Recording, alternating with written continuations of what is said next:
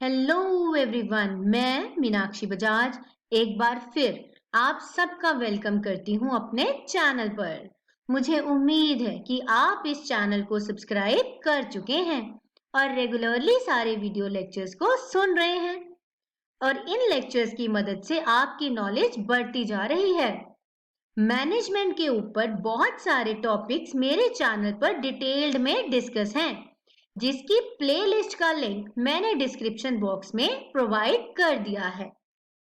आज का हमारा टॉपिक है ट्रेडिशनल टेक्निक्स ऑफ कंट्रोल के बारे में। इन टेक्निक्स को हमने 4 पार्ट्स में कंप्लीट किया है। आज है 4th पार्ट, जिसमें हम डिस्कस करेंगे इन्वेंट्री कंट्रोल, जिसे हम कई सारी एग्जाम्पल्स के साथ लॉजिकली सीखेंगे, और स्टैटिस्टिकल कंट्रोल। तो चलिए स्टार्ट करते हैं आज के टॉपिक को सीखना with lots and lots of positive energy. My dear learners, ये वाली स्लाइड आपने पिछले वीडियो लेक्चर में भी देखी है। अभी तक हमने 3 टेक्निक्स को डिटेल में डिस्कस कर लिया है।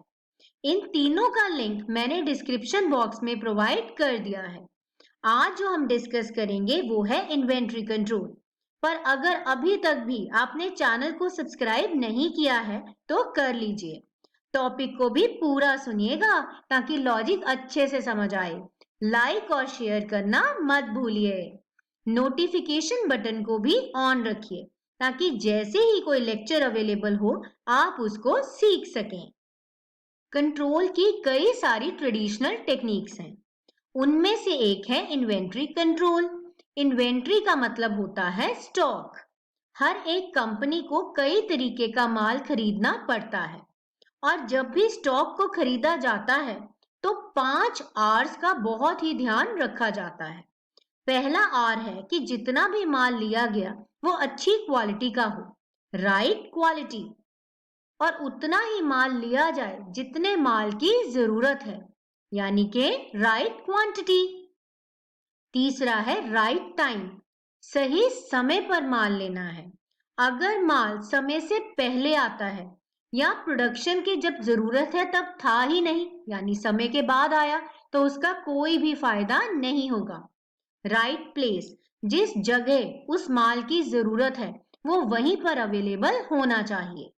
राइट इन्वेस्टमेंट, उतना ही पैसा माल के अंदर लगाओ जितने की जरूरत है। ज्यादा पैसा लगाया तो पैसा ब्लॉक हो जाएगा, कम पैसा लगाया तो प्रोडक्शन रुक जाएगी। चलिए हम सीखते हैं कि अगर इन 5 आर्स को फॉलो ना किया जाए तो कंपनी के ऊपर इसका क्या असर आता है। एग्जाम्पल है यहाँ पर एक कंपनी के बारे में जो कि चॉकलेट्स बनाते हैं।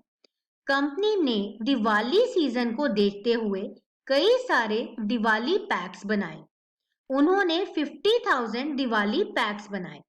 दिवाली सीजन आया और उसमें कंपनी बेच पाई सिर्फ 45,000 पैक्स। मतलब के 5,000 पैकेट्स जो थे वो एक्सेस इन्वेंट्री साबित हुए। इसका नतीजा क्या होगा?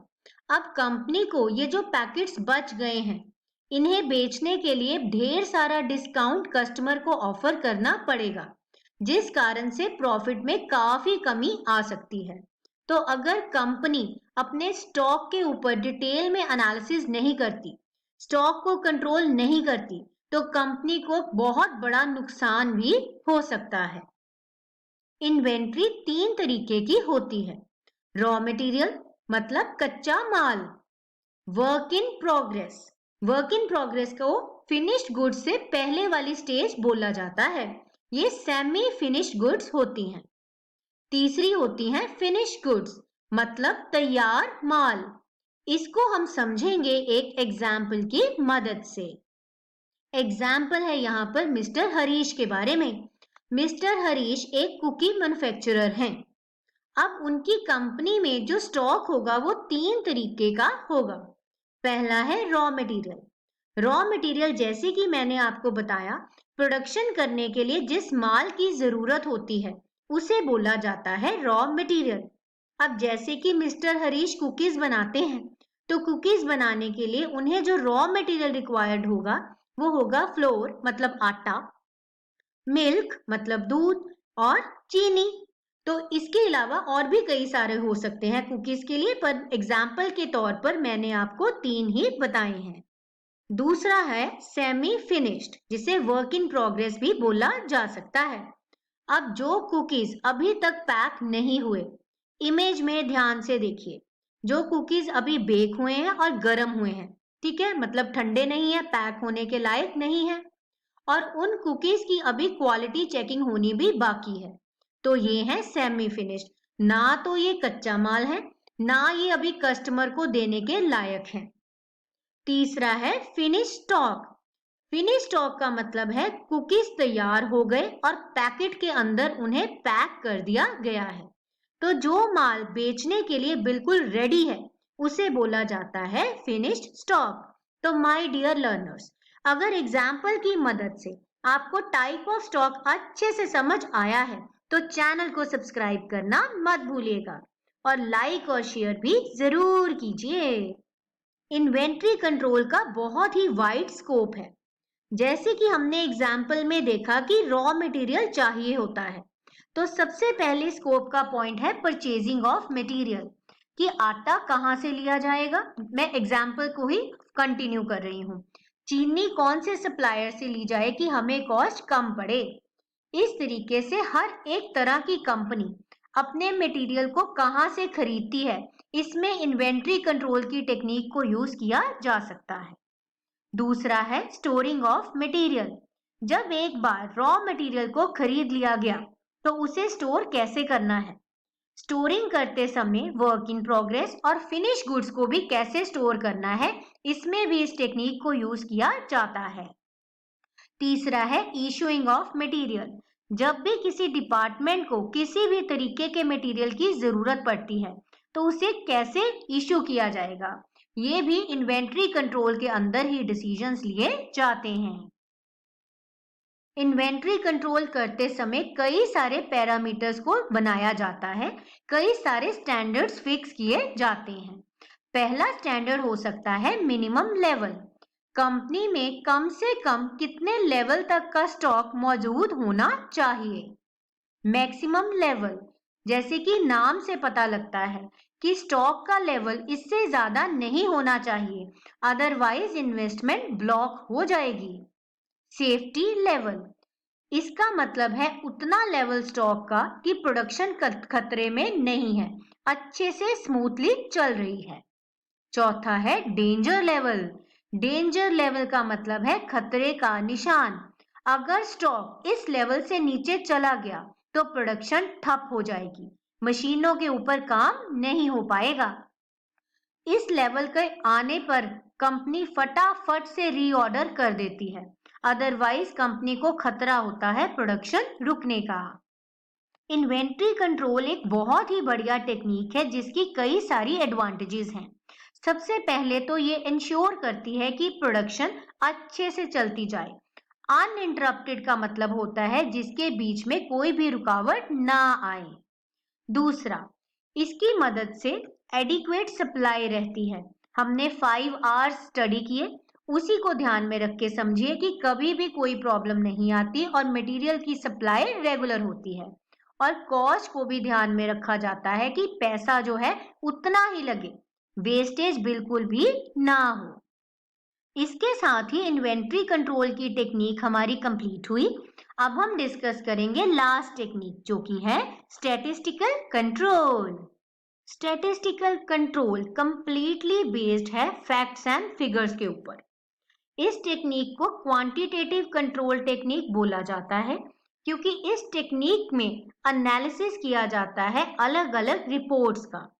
हर एक डिपार्टमेंट का मैनेजर अपने डिपार्टमेंट की परफॉर्मेंस के ऊपर एक रिपोर्ट तैयार करता है।